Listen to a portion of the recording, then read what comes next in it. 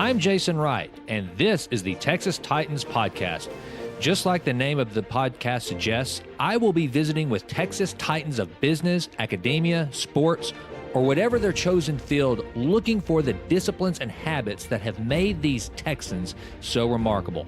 Success leaves clues, and I want to crack the code to these Titans' success and share it with you. Thank you for joining me here on the Texas Titans Podcast. Hello, folks, and welcome to another episode of the Texas Titans Podcast. Thank you so much for being here. You know, I hope you are having as much fun listening to these guests as I'm having interviewing them. This has been just an absolute blast, and as the downloads continue to increase, I can't help but think of just how grateful I am that you are actually taking the time out of your day to listen. And I want you to know that I'm committed to bringing you good guests, interesting guests that hopefully you can be inspired by, learn something from. And I just want you to know, before I even really get into this, I just want you to know how truly, truly grateful I am that you are listening. Thank you so very much. Now, to today's guest. Well, first of all, what's kind of interesting about this, and I've mentioned this before, and I may even say it in the podcast, I think this is maybe our third or fourth Texas Tech Red Raider. So it's almost like this is becoming the Texas Tech Titans podcast. That is not the intention, but I have another Tech Red Raider in Thomas Wheat this episode, and I want to let you know something about Thomas. So what I try to bring to you all are entrepreneurs and their stories.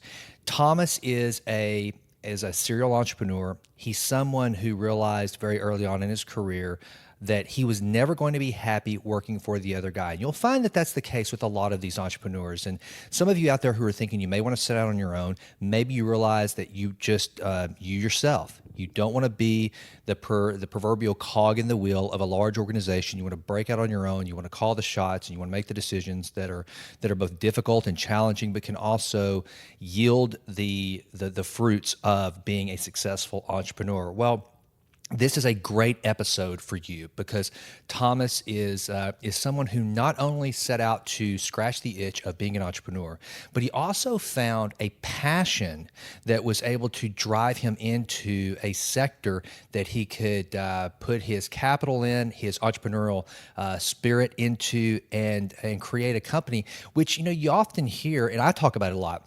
Match your passion with your vocation, and that generally is something that, you know, you're interested in, whether it's being a YouTuber or something with social media or sports or whatever the case may be. You're into hunting, so somehow you're able to monetize your hunting habit and hobby.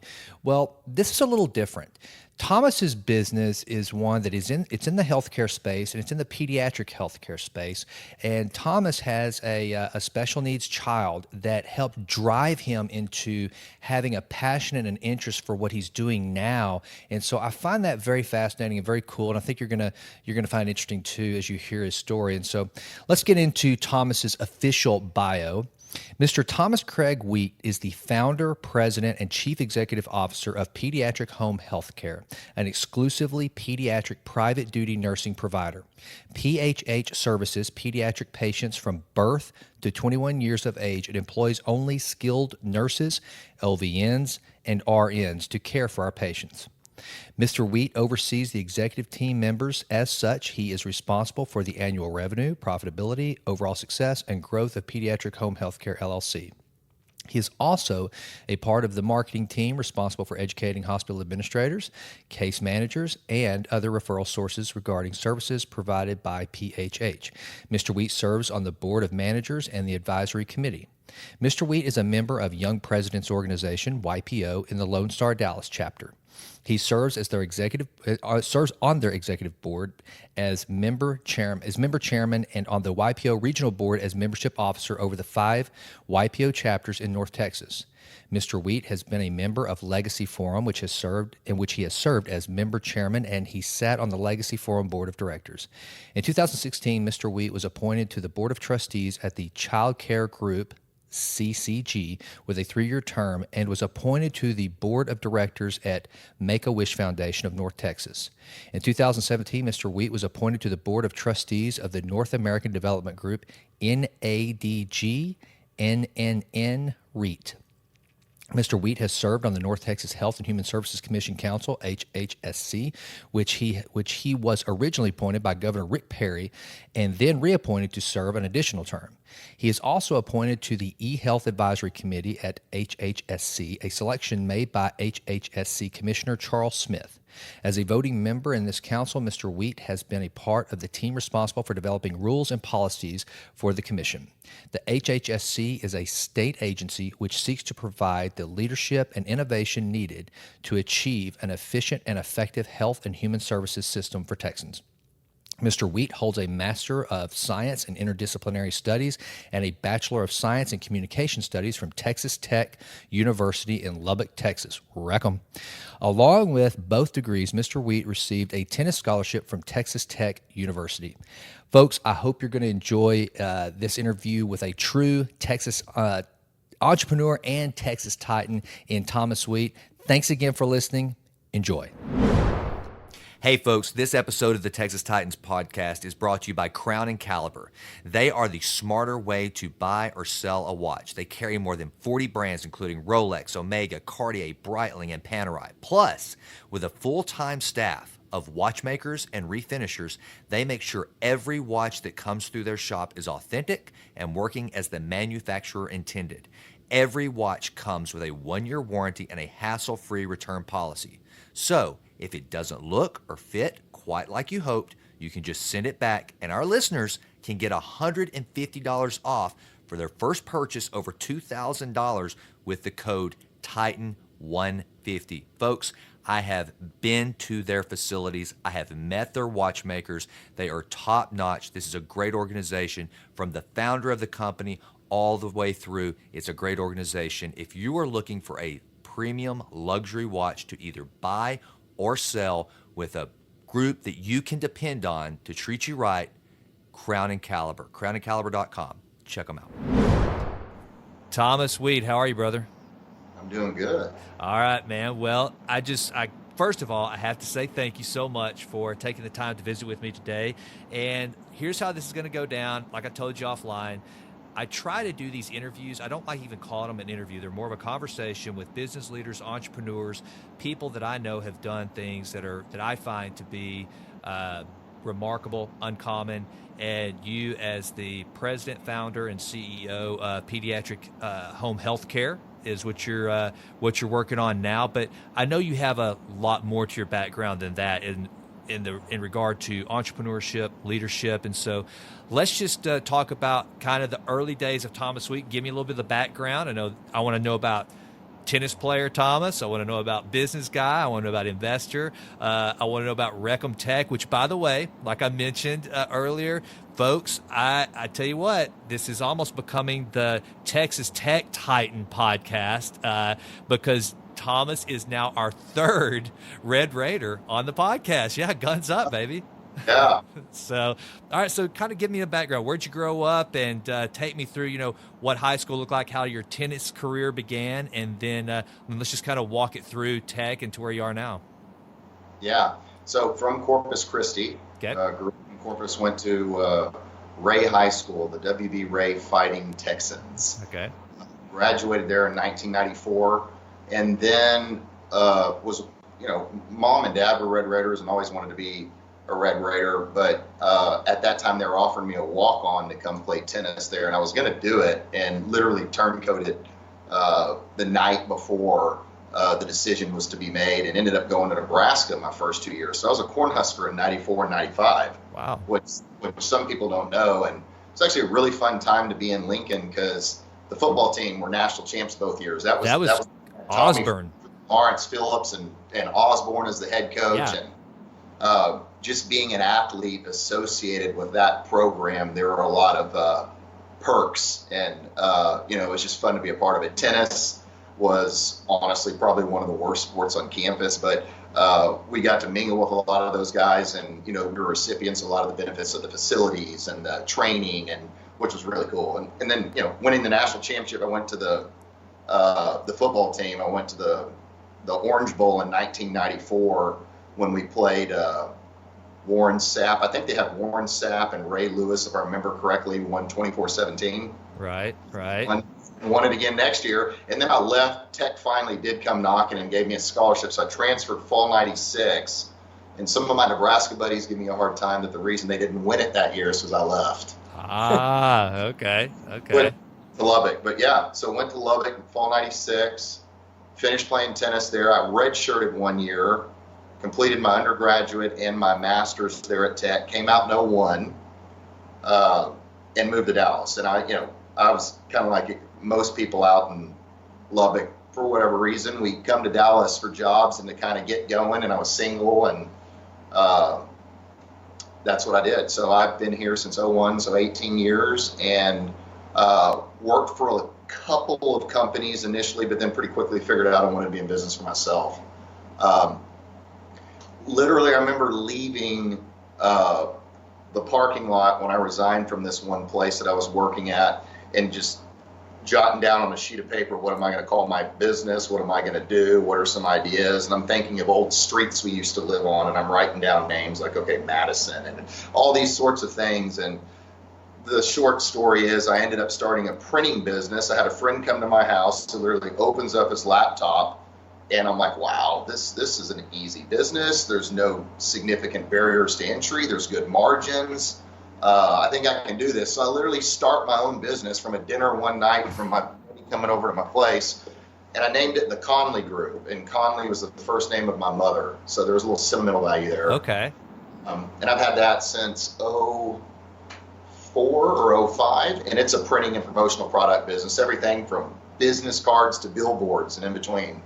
All right, so let's stop there. I want to pause there. Let's dig in a little bit, because one of the things I love to talk about on the podcast is, because there's a lot of listeners, and I told you before we got on that I advise and kind of mentor a lot of would-be entrepreneurs, these young people that they think, okay, I'm going to get my 4-year degree, then I'm going to go out and start my own business, and they'll ask questions like, well, like one example that I've discussed before, I had a young lady ask me one time, we hear of these $50, $100 million exits. All, I want to start a business and I want to do that. And to her, the first thing I said was, well, if you're looking at a $100 million exit and that's why you want to start a business, don't do it, because you're going to fail miserably. I mean, it's one thing to have an exit in mind, but as an entrepreneur, you've got to first understand there's so many other things you've got to be comfortable with and crave. And it sounds like you went through that to some degree, is that, like I did, it's like, I'm never going to be happy breaking my back for another enterprise that I don't own. I want to directly impact what's going on. So you start the Conley Group. As you mentioned, the barriers to entry seem, very manageable. But take me through some of those early struggles. Like, tell me what was, because I guarantee you there's a story somewhere where someone didn't get their order on time, no fault of your own. You were depending on a vendor. Give the listener who wants to start their own business a reality check of what it's like when you decide, I'm going to set out and be an entrepreneur. Yeah, well, first of all, in that business, it's heavily commoditized, and so businesses like the Vistaprints of the world and stuff that came out made it really difficult for little distributors like me. Right. I mean, the reality is there's one of us on every corner. We're not manufacturing these products; we just all have access to them. Right. So it comes down to the relationship, and I thought that maybe I'd be able to do good there, because that's important to me, relationships with people. But it was tough, and what I noticed pretty quickly in that business is there's really not much loyalty. I mean, people are undercutting people for a penny or two or three, and it's really just the price. Right. So yeah, I had issues being on the distribution side with orders being messed up or orders not arriving on time. Part of the problem with that is I was a distributor, so I was subbing it out. So I'm only over control of some of the stuff. There's other people that are touching it, and I'm managing it over phones and fax machines and emails. And but you have to rely on your supplier, and you have to make, and to an extent, you have no control over that. So that frustrated me about it. The other thing is I wanted to do something bigger than myself, and I was a sole proprietor, just kind of a one-person guy, and I had some vendors, a bunch of vendors that worked for me. And I quickly figured out I want to do something bigger than myself. And because of the reasons I just mentioned earlier, I wasn't super passionate about growing that business. Lo and behold, one of my clients was a pediatric home healthcare company that I very quickly became passionate about that business and diverted all attention to that. And that's where I am today. And I've been here for, 9 years or so. But this is a business that matters and makes the world a better place. I am the father of a medically fragile child. So there are a lot of stars that aligned with this, and I kind of pushed some people to make it happen. So here I am now on the home healthcare side of things. Wow. Okay. So how does that begin? So you see that not only does this line up with in kind of your business, your entrepreneurial wheelhouse, but also you have the ability to help be in a field that hits really close to home because of your child. What does the planning look like for you? Because I know that, I tried my best, having never owned my own business, and I didn't start a business. I acquired my first business. It was a real estate firm. I thought I had a 5-year pro forma. I tried to plan as best I could, but no matter what, there's certain things you just can't account for. There are those. What was your strategy for going, okay, I'm going to get into this business? Now, did you do pediatric home healthcare as a startup, or did you make an acquisition and turn it around? What did that genesis of it look like? Yeah, so the two businesses that I'm an owner of today, I started both and opened both. Okay. So it was completely from scratch, $0 and 0 cents coming in. We'd go out and build it. It was challenging. But to answer your question, no, I hadn't been in home health care. And to be honest with you, I didn't even know this facet of home care existed. I think a lot of people would tell you that. There's private duty nursing specific to chronically ill children birth to 21. I mean, that's very focused, very niched. I did have experience in healthcare. The place that I left when I was an employee before I started the Conley Group was a medical staffing company. So I would call around on hospital administrators and get them to retain us to recruit physicians for their facilities. Lo and behold, in this business, primary referral sources are children's hospitals. So my relationships with hospital administrators and a lot of the contacts I had served me well for that. So that was kind of a synergy. You mentioned, as did I, about the deal with my son. That was a huge catalyst for passion in this. And then maybe even more so was just the fact that it's a business that truly matters and makes the world a better place. And I started thinking of, oh my God, this is where I can really invest in a business that can grow and scale and be beyond me. And to be able to say that I have a business that actually treats these chronically ill children and gets them better and keeps them out of acute care facilities, that moves the needle. That hits people. That's really cool. So that kind of got me over the edge. And talk to the listeners out there, because I think that's very important, because you did like I did. I can't imagine that whenever you were at Tech, you thought, you know what, man, I tell you what, I've got this dream, this ambition, this goal of owning a printing company. That's where I'm going to really crush it. Just like me with selling houses. I never sold a house in my life whenever I bought my first Century 21 franchise, but it was, like we talked about earlier, it was the ability to become an entrepreneur that was the lure. But then to be able to match that entrepreneurial spirit to something you're passionate about and does have more of a purpose. Talk about the difference that has made on a day-to-day basis, because it's one of the messages I try to convey. Like right now, this podcast, like some of the things we talked about with Texas Titan Media, it's passion. It's what I want to do. And there's just a different focus. It's almost like, yeah, you got to get paid because you got to get the bills, paid. But the passion drives you more than just doing it for the business. So talk about how the approach and day to day, the grind, the difference between Conley Group and pediatric home healthcare, just with that passion piece in the equation. Yeah, so it's a really good question. So I actually did not know that I wanted to be in the printing business. To your point, I just wanted to be an entrepreneur. Exactly. I think some people are wired that way. They know they want to be in business for themselves. Yep. They kind of have that thing. I had that thing, and I've only worked at 2 places, and they were both small companies. One was an investment bank, and one was a physician search firm. And so I've never been, I've never really worked for, I haven't, a big company in corporate America.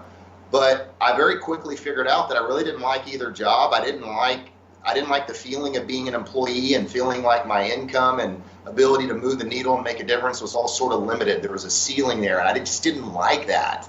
So it literally took me feeling the way I do about entrepreneurialism and wanting to do something bigger and more to, just almost trying to force it like I did with the printing business, but very quickly figured out I'm not passionate about this. Yep.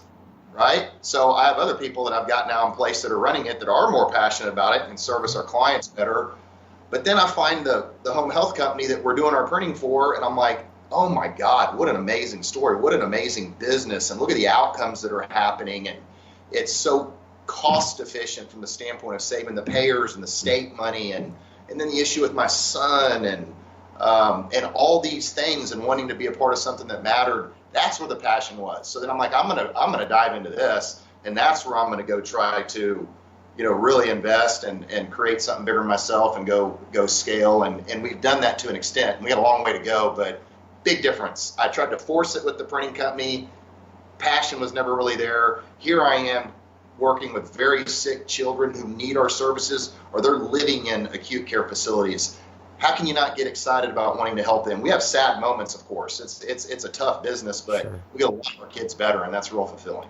So, wow, it's so much of this is similar to my background, which was, with real estate. It's like it just wasn't my passion, but I had the passion to be an entrepreneur, and that's what I wrote the book about that I told you about, Push Play, Take Your Life Off Pause, was my escape from corporate America and diving in and trying to tell people the good, the bad, and the ugly of setting out on your own.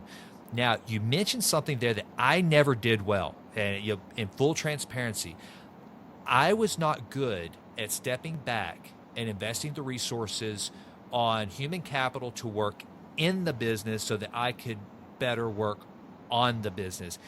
You mentioned it right there. You said with the Connolly Group, you decided to invest in human capital to go run the business, the day-to-day, therefore you could work on it, but apply your passions and your drive to pediatric home health care.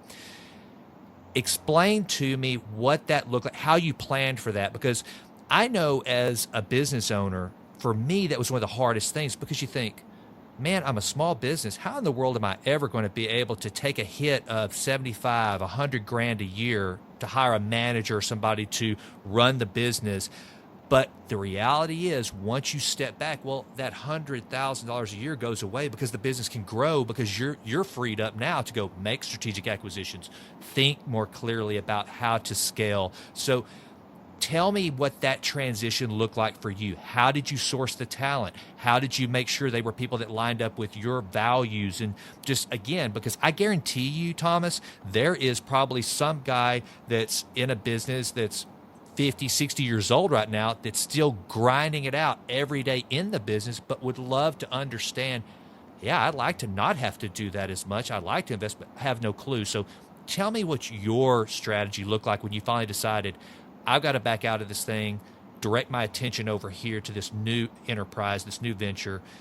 How did you plan and find that human capital to make that transition?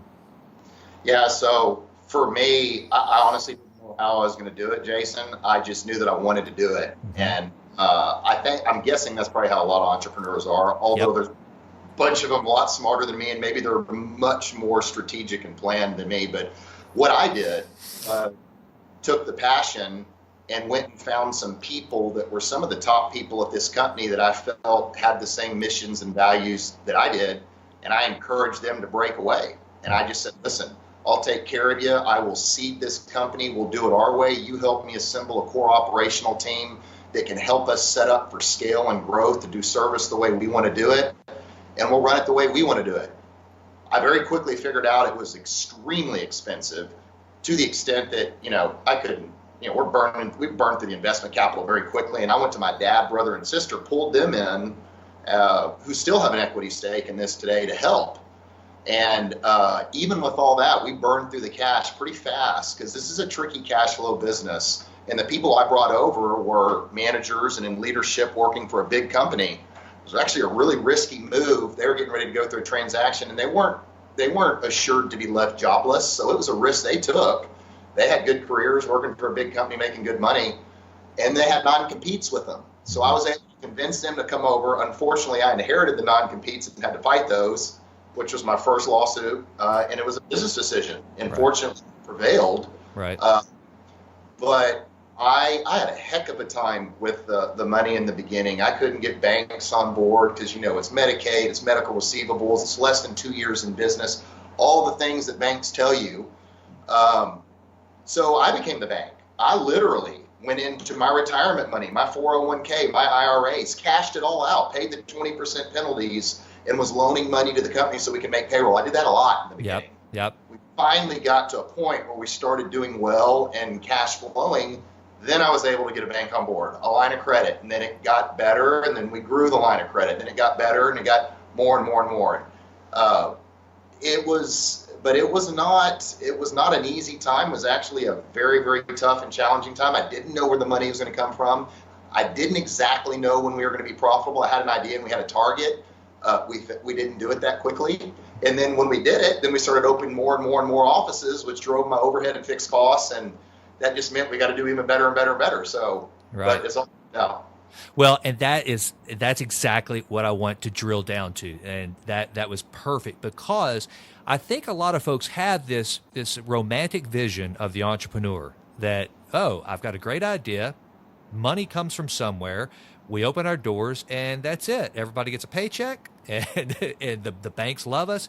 But like in my next writing project that I'm doing, I actually include a chapter in there that I equate it to burning your ships. I mean, if you believe in what you're about to do, you can't go into entrepreneurship half-heartedly. You have to burn your ships so that there is no turning back. You're in. You're either all in or you're not. And you mentioned it.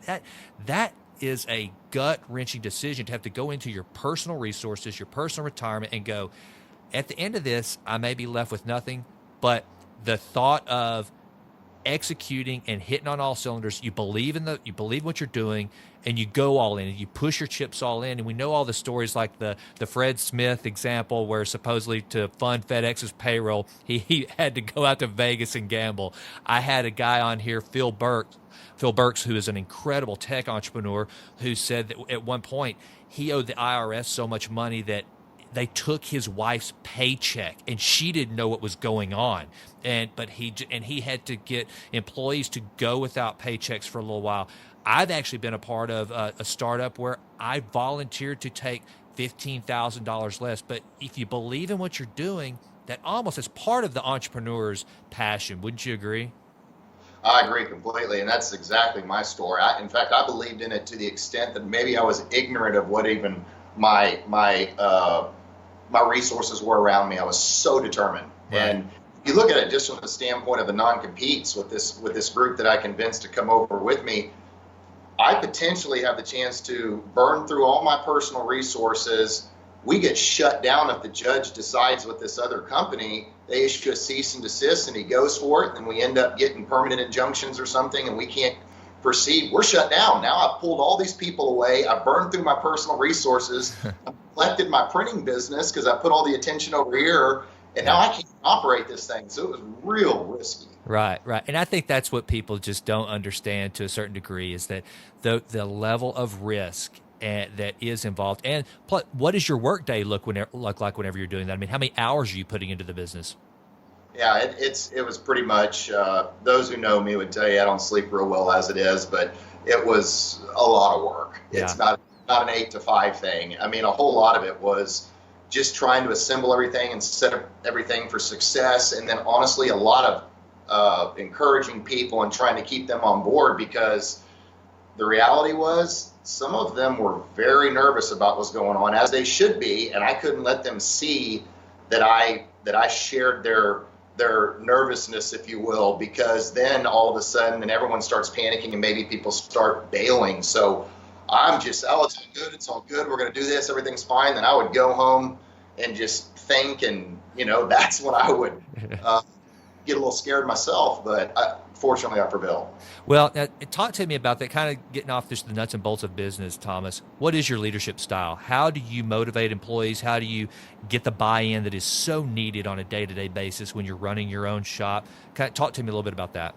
Yeah, so I am 100% the type of guy that believes in finding a good person, finding good talent, investing in them. You do your due diligence to an extent. I'm a big feel guy. I think you only intellectualize to an extent. Mm-hmm.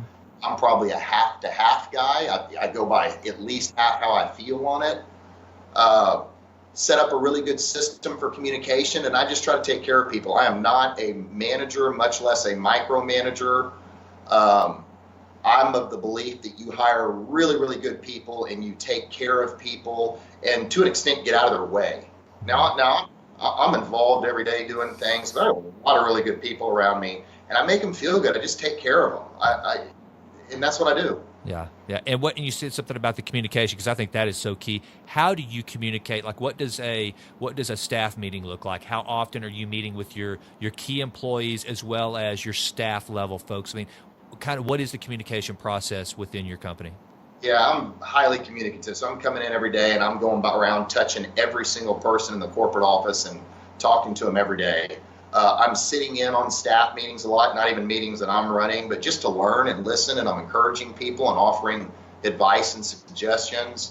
If I'm running the meeting, my assistant helps me put together an outline that's pretty structured.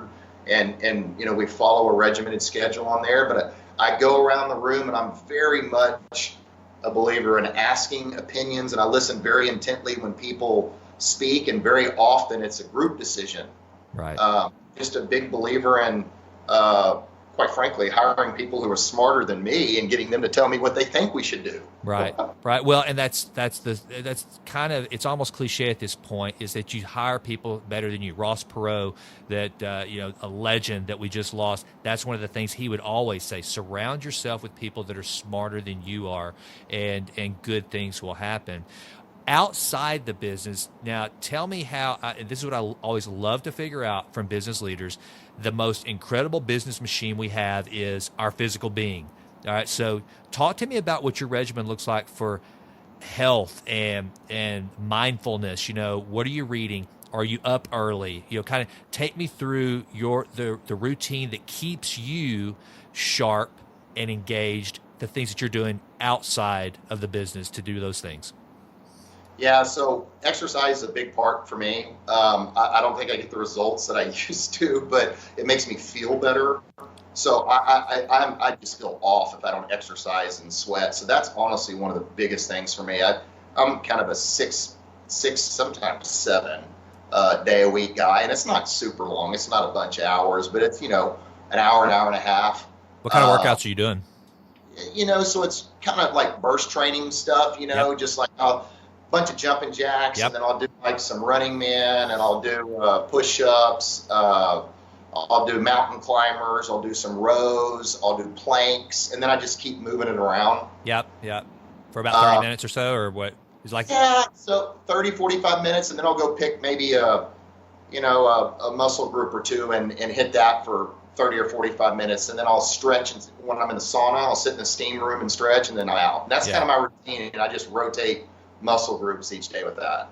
So I've been doing for about the last 10 years. I started about 10 years ago doing P90X, because I'm the same way. I don't do much resistance work though. Yeah, but you know what? Like you said though, doing burpees, pull-ups, push-ups, a lot of body resistance. I found that that's been better for my joints. And I'm 44. I think I'm a year older than you. And literally, I feel like I'll probably eat these words shorter, sooner than later. But I still can do the same things I could do when I was 25. And I think a lot of it is doing kind of more agility type work. So CrossFit, you don't do any of that? I don't do that. I have friends trying to convince me to do it.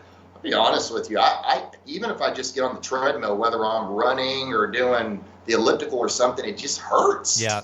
It hurts my knees. It hurts my back. It's right. Like that stuff hurts. So to your point, kind of some of these other types of exercises that aren't so hard on the body, and I'm doing light weights these days. When I was in college, I was real heavy. Right, same here. But high, reps of 25 or 30. And then as soon as I'm done, it's just short kind of rests in between sets and keeping your heart rate up. So, and what are you eating? What's your diet look like? I try to be good. I don't have anything really regimented. I just try to stay away from the bad stuff. I mean, I'm not on a strict, particular diet. I just try to stay away from, not stuff with too much sugar, too much carbs, stuff like that. Just moderation. Have you tried intermittent fasting at all? I know that's one of the big, the keto diet and intermittent fasting are the two big things right now that a lot of people are doing. Have you tried that?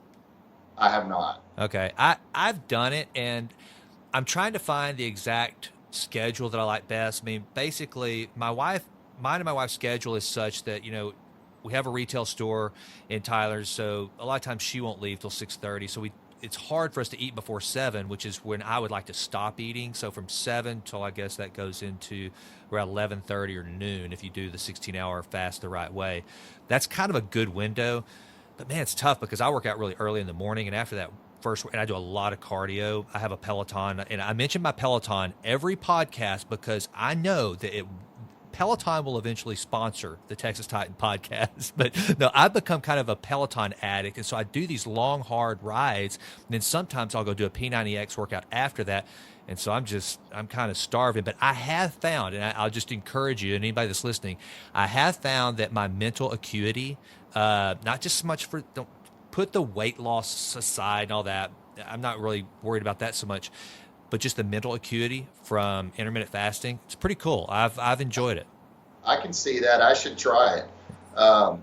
That's good stuff, man. That's pretty intense. Yeah, well, I mean, it's therapy though. But wouldn't you agree though that to me, physical fitness and working out it's much more for my head than it is for my quads and my biceps. I don't feel like I get the physical results I used to at all. I'm not as in good a shape as I was. I'm heavier, no question, but I feel so much better. And it's actually such a big deal to me that literally, like I was saying earlier, if I miss a day or two, because there's a lot going on in the office and it helps you to clear your head, but I feel it in my brain. I feel irritable. I feel on edge. I feel kind of stressed out. Yeah, you know? Yeah. Do you do any meditation or anything? I don't. Okay. Yeah, so that's something I started a while back too, and I try to be as consistent as I possibly can, but and I've found some benefits to that too. And before we got on, I told you that the first podcast I ever listened to, got into, was Tim Ferriss, and he's the muse for this podcast. I'm full transparency. What Tim Ferriss does for the globe, it gets guests from all over. I have a Texas focus of interviewing high performers, peak performers, and figuring out how they become such. And I think there's like a 70% commonality of all of his guests. If there's one thing that all of them have in common, 70% of them do some form of meditation. So I thought, well, I'll try that. And for somebody like me, it sounds like we're kind of wired the same way. That's kind of like very, hard charging, type A, go. It helps me kind of rein it in and just think. It slows down my thought process in a more methodical way throughout the day. So I've had some good luck with it, but I'm not as consistent as I should. I'd like to say I meditate for 10 minutes every day, which literally it's not like doing homes, chants or anything like that. It's literally just sitting, kind of letting my mind rest for 10 minutes straight, which is very challenging to do. Yeah, right? It's about getting your breathing under control and really slowing it down. And I've tried it before. I just haven't ever done it with any kind of good consistency. And I'm a believer. I know a lot of people that do it, and they say what you say. So I missed out. I need to try it. All right. So, and how are you an early riser? Are you up early? So I haven't lately. It's not as early as you might think. I have a tough time sleeping, so I'm tired. Getting up real early hurts. I typically wake up early, but I'm not a get out of bed super early guy. Now with sleep, what's causing that? Do you have insomnia of some sort? Or you wired up? Ever since I was a kid, it's thoughts. I just cannot shut it down. It's just going. Well, again, to harken back to, and I don't want to sound like a total toady, but Tim Ferriss actually has a routine he follows. You may want to check out because he suffers with full-blown insomnia, and I had dealt with that at times for the same reason. Just can't shut the brain off. I try reading, I try everything you can think of, but he has an entire routine that he goes through that has really helped him. That involves like drinking some herbal tea, hot bath. I think he does a steam, just all these things to get his body primed to sleep. So you may want to give that a try because that's another thing I'm learning about now. Is how important sleep is to recovery. I took sleep for granted, thought, well, you get as much as you can. I always tried to get between 5 and 7 hours, but, there's more and more research showing that especially guys like you that are leading organizations, that you've got to be at your peak performance at all times. Sleep is the single greatest above ice baths, massages, whatever. Sleep is the number one way to get fully recovered. So I'm trying to focus on that a little bit more. You still playing tennis? Man, I had hit a tennis ball once or twice in about 11 or 12 years. That's crazy. As good as you were, man. I mean, I always sucked, and I still love to go out with my daughter, and I'm terrible, man. I've still got that good old solid English forehand. I mean, I cannot get a topspin to save my life. So I'm awful, but I do love to get out there. It's a great sport. Oh, it's fun. I went with a buddy the last time, and one of the 2 times I've played in forever, and we had a good time. I hit the ball not well at all, as you might imagine. Plenty of shots that were not on the strings. So it felt weird, but it actually made me want to get back into it because I never really did it where I could just do it for the recreation of it and get in shape and enjoy it. It was always so competitive. Yeah. I think a lot of people in tennis, because it's an individualized sport and it's year round and it's so competitive, and everywhere you go, there's someone who can whip you. I was just okay. I wasn't that great, probably about a 500, Yeah. I win maybe half my matches. Probably a better doubles player than singles player. I was going to serve all year, and I just like team sports. Ironically, I was playing an individual sport. Right. But when tennis players graduate, they typically do either they go to the satellites and try to go play on the tour, which is a really tough road and expensive. Right. And it's you against the world and so many good players, or they do what I do. They quit, and because they've been doing it for so long, and they start looking for jobs and getting into the next phase of life. And I just went a little bit longer than most. And I used to play golf, don't ever really get to play anymore, but I do plan to get back to playing some tennis and golf. It's like it is on my list. So what are you doing now for recreation? What do you do to recharge the batteries? Workout. Yeah. So that's my deal. And kids, I've got 3 kiddos, and one of them alone is tackle football, 7-on-7, flag football, basketball, baseball, track. I got a daughter that is really big. It was gymnastics, now it's cheer, and then I've got a little guy who plays soccer. So if I'm not working or working out, it's chasing kids around. Oh man, do you go to the cheer competitions?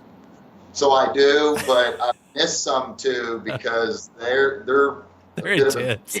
Yeah, exactly. It's like all day long. You got to be there for this one 3-minute performance. I love asking dads because we avoided the whole cheer thing. The closest I had was swim meets. Swim meets were the same way. You just sit and you just, especially if it's an indoor facility, which most of them are, and it's like just reeks of chlorine. You're there all day to watch your daughter or son swim that quick little jaunt and then wait. And I've heard the horror stories, the war stories of the poor cheer dads. It's just, oh my goodness, it's tough. Another thing too, there's so many of them out there, and they're very skilled. They're flipping all over the place, doing all this stuff and these poses and holds and whatnot. And if just one of them doesn't do it to perfection, then they're so sad. They don't get a good score and they're crying. Right. All right. Well, okay. So any travel? Do you guys travel much? Little bit. Yeah. I'm 95% of my travels in Texas, and a lot of it's for work. I go to a lot of Texas Tech football games, so I go out to Lubbock a lot. Yeah. My dad's in Corpus. I'll go down there. Go to Horseshoe Bay some. San Antonio, Austin, some of these jaunts, and those are for work. But again, it's on the list. It's just I'm in the grind right now. You're a busy man. Hey man, this is the years. This is the grab it years. Because I guess you're 43. Is that right? That's right. Okay, so that's what I'm told is our 40s and 50s. That's where we really hit our stride, and so it sounds like you're doing that. All right, well let's get a little bit back to the business aspect of things. Outside of it feeds into the business, but I know you're active in the community as well. I know YPO and several boards. One of the things that I've told people because there's 2 different schools of thought on this. I've met people who are highly successful, by the way, that just refuse to do anything outside of the business. They say that's a distraction. I always found that finding things within the community or that I was passionate about and that I could be around other leaders of organizations would help enhance who I was as a professional. Tell me your thoughts on that, because I do know you're engaged.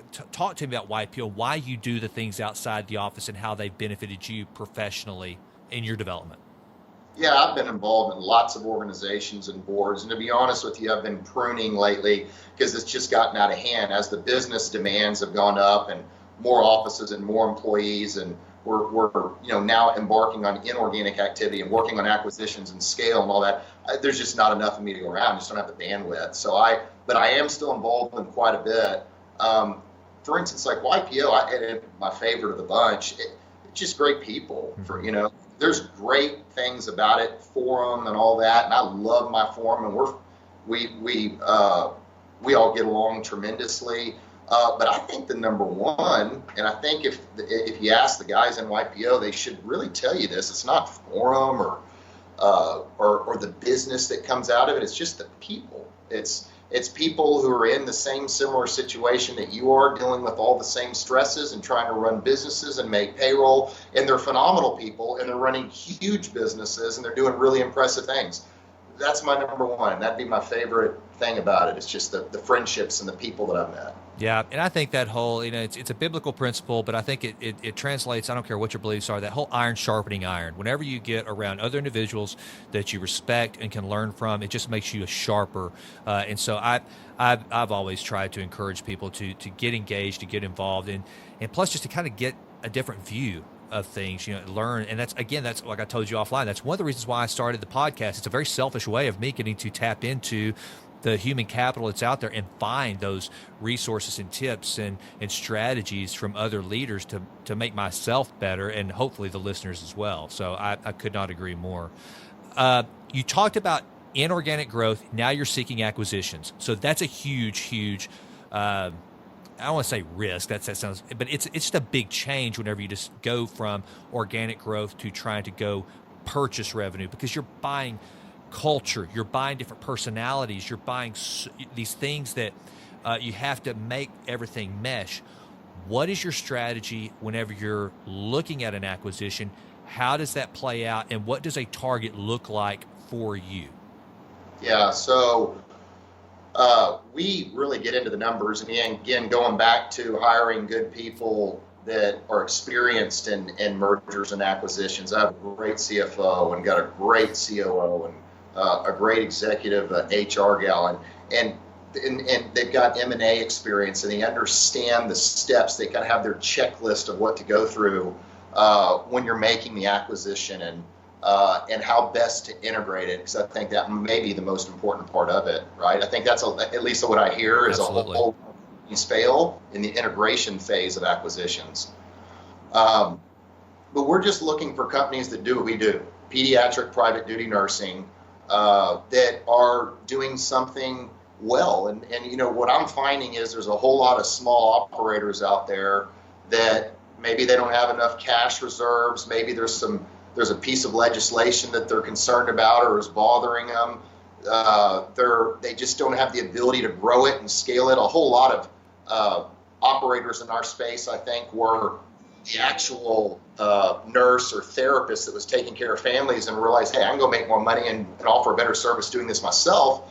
And they grow it up to a certain size, and they really don't know how to take it from here to there. Right. Those are the types of companies we're looking for that want to. I've spent a lot of time and money investing in infrastructure, someone that can utilize our infrastructure and take that back office stuff to go out and just do what they do best, help bring in the business, take care of patients. So pediatric private duty nursing companies, and not just in Texas, because I want to be a national platform, we'll consider opportunities outside of Texas. And for the first time, we'd consider similar disciplines. It doesn't have to be just private duty nursing, because most companies out there are diversified, and they have a handful of service lines, one of them being what we do, private duty nursing. We're just having a hard time finding just private duty nursing companies that fit the profile that we want to buy. Right. And then, and so have y'all made your first acquisition yet? We're very close. We've had a couple signed up, and we agreed to disagree. So technically 0 for 2, but we've got one that we're actually working on right now that we're getting very close on, and I'm pretty optimistic about it. We'll see. Okay.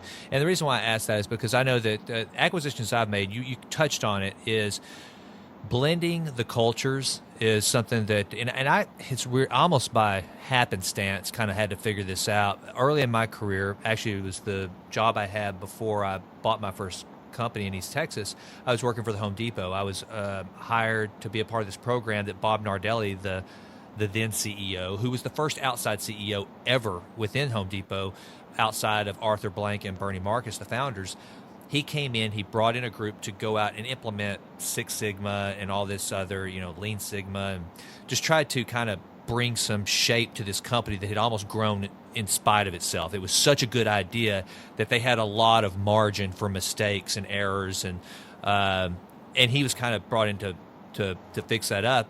Well, you can imagine what it's like going into the store of a Home Depot. So like a Home Depot on average at that time, this is about, gosh, I can't believe this, 16 years ago, a box was about a $55 million a year business. So that's a pretty sizable enterprise that the guy running it, the store manager, probably started pushing carts and worked his way up into an associate's role, assistant manager, and now is running a $55 million business. And Arthur and Bernie pretty much gave these guys the leeway to run it however they wanted. So now, and they were very generous with their stock options and the growth. So you've got some young kid, at the time I was about 26, 27 years old, coming to try to talk to this guy who has climbed his way to running a $55 million business from the parking lot. And by the way, is probably a multimillionaire. And I'm going to try to tell him or her how to run their box. So I learned very quickly how to integrate into a culture and not be demanding. And then I had to do the same thing when I made my first acquisition, which was a real estate firm that the average age was about 65 years old. They had done things a certain way. And I learned whenever I set the culture and what kind of an environment I wanted to have, it meant a lot to me to be ready to integrate those people coming in because they're scared, they're frightful, they don't know what's gonna happen, and so it's challenging. So I guess you guys have prepared because you said it. Your culture is so important to you. So important, but I'm just being honest with you. I'm a neophyte when it comes to acquisition, so I surrounded myself with really good people who have a lot of experience, and they have their checklists and whatnot. They're going to help guide me, and I'm like, I haven't done this before. I need you guys to show me, what needs to be done and how to do it. And so I'll be learning a lot as we do these. The number one thing that I will make sure that I do and bring to the table is making sure that the other party feels comfortable and I take care of them and we honor what we say.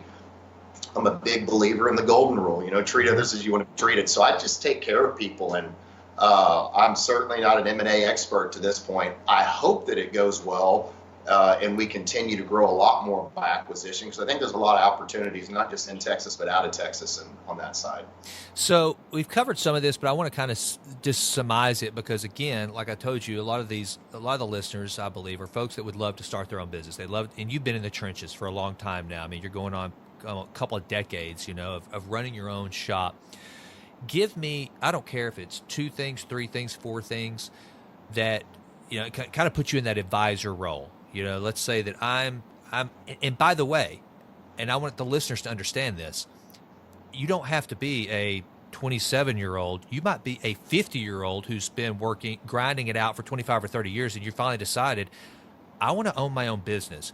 So what are some bullet points, some things that you would tell any wannabe entrepreneur day one to prepare for, and then things that you do now, Thomas, on a daily, weekly, monthly basis that you believe are keys to success in running your businesses? What would you tell that would-be entrepreneur? This is probably going to sound overly simplified, but I'm such a believer in people and connecting with people and taking care of them. And so I would say my bullet point would be always work with an intense work ethic, do what you say you're going to do and do it on time, and treat others as you want to be treated, period. A lot easier said than done, but if you do those 3 things, everything works out.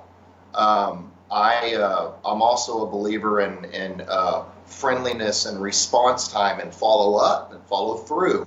Pretty simple stuff, but if I was given bullet points, that's what I'd give. Well, and I think that's sometimes the most simple advice is the best advice. And again, going back to one of my favorite entrepreneurs that I've interviewed, Phil Burks, I mentioned earlier, he said the same thing. I mean, his employees knew he had their best interest at heart. As a matter of fact, I told you, I mentioned the story about him getting so far behind with the IRS. He actually tells the story in the podcast. And so anyone that's listening, if you haven't heard the Phil Burks interview, highly encourage you to listen to it because he's very transparent. He actually came to a point where he was at a crossroads. He's like, do I pay my employees or do I pay this tax bill?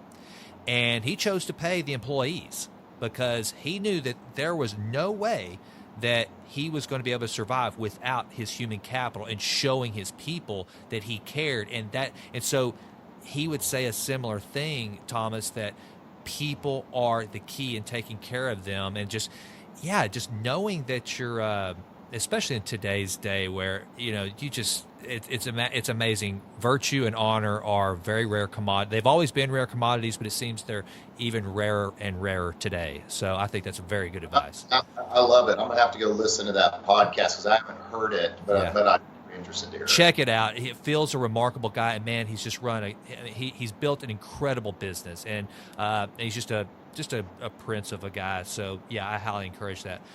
Finally, there's a question that I always ask my guests that I want to ask you, and it comes from Stephen Covey's book, The 7 Habits of Highly Effective People. In one of the chapters, he mentions that you're walking down the street and you hear music, and you follow the music to a church.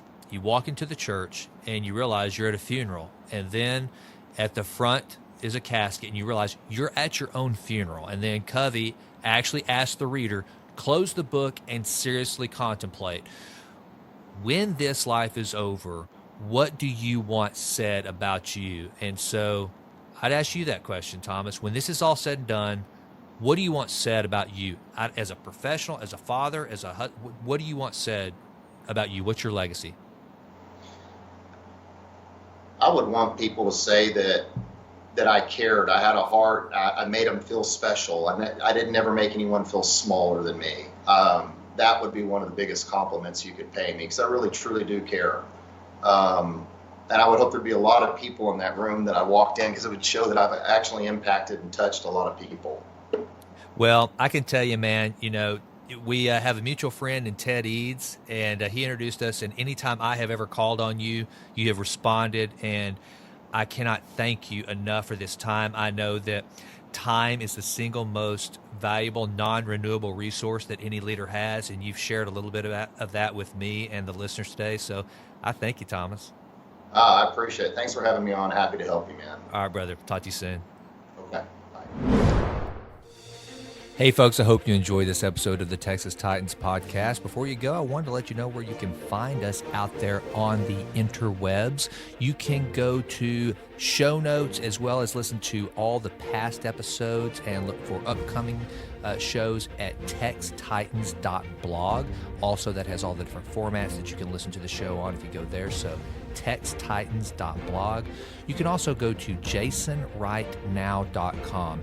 That has not only a link to the podcast, but it also has a link to my Make Your Own Rules blog that I think you'll enjoy, so please check that out. Also, it has information about my executive coaching business, speaking, and anything else like that, so jasonwrightnow.com. That's literally just my name, jasonwrightnow.com. On Twitter, I'm at jasonwrighttx. I would really appreciate a follow. I have not been a big Twitter user, so I need you guys to help me with that, so please take the time to go out to jasonwrighttx, find me, and follow me. I'm trying to get more active with it, and so if you'll engage with me, I'll try to do a better job of engaging with you, so I would appreciate that. And then on Instagram, I'd really appreciate a follow there. I'm at Jason Wright Now. Again, my name, Now. So please follow me on Instagram. And then on Facebook, I'm also at Jason Wright TX. So check us out there. And I'm also on LinkedIn, so look for me there. I try to use as many platforms as possible to let you know about upcoming shows, past shows, and then also just anything that I find interesting. I'm trying to push it out and get better with the social media. So please check us out there and follow us. I would be most grateful. And also, please do not forget, it means the world to me for you to go to iTunes, give us a rating. Right now, we've got that 5-star rating. I'm hoping to hold that. Please, please, please. The comments that people are writing are so very kind. Thank you so much. It means the world to me.